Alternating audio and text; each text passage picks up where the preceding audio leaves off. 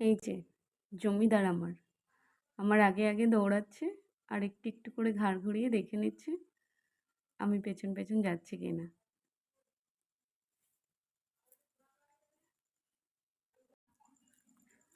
আমার যাওয়ার আগে দোকানে গিয়ে হাজির।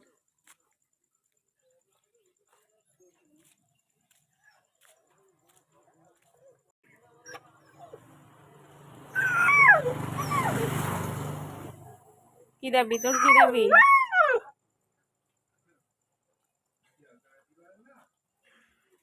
কোনো কাজ করিস না তুই, তোকে প্রত্যেকদিন সকালে কেন খেতে দেবো?